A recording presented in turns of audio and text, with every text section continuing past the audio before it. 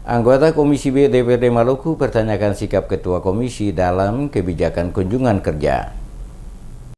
Sekretaris Komisi B DPRD Ikram Imasugi menyesalkan sikap Ketua Komisi B DPRD Maluku yang tidak melibatkan semua anggota komisi dalam kegiatan kunjungan kerja ke beberapa daerah. Kepada DMS Media Group, Umasugi mengatakan dirinya selaku Sekretaris Komisi B sangat merasa kecewa dengan sikap yang ditujukan oleh Ketua Komisi yang tidak melibatkan anggota komisi untuk bersama-sama melakukan kunjungan kerja ke daerah. Dijelaskannya, kerja komisi dalam sebuah kelembagaan adalah kerja kolektif secara bersama-sama mengemban amanat rakyat. Oleh karena itu, jika sikap Ketua Komisi yang bekerja sendirian tanpa melibatkan anggota komisi lainnya, maka perlu dipertanyakan maksud dan tujuannya. Setiap anggota DPRD, kata Umasugi, mempunyai tugas dan tanggung jawab untuk bekerja memperjuangkan amanat rakyat dan juga menjalankan fungsi kontrol terhadap kinerja pemerintah daerah. Salah satu tugas adalah melakukan kunjungan pengawasan langsung ke daerah-daerah terkait kegiatan di lapangan, program yang tengah dikerjakan oleh pemerintah setempat.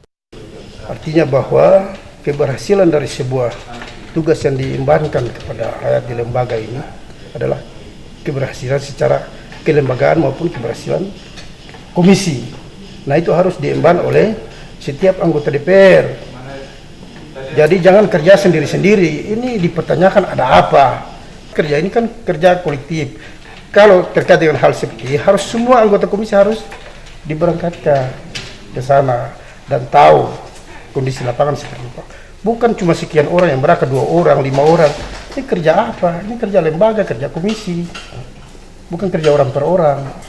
Nah, ini yang sangat saya sesalkan, langkah-langkah yang diambil oleh pimpinan komisi.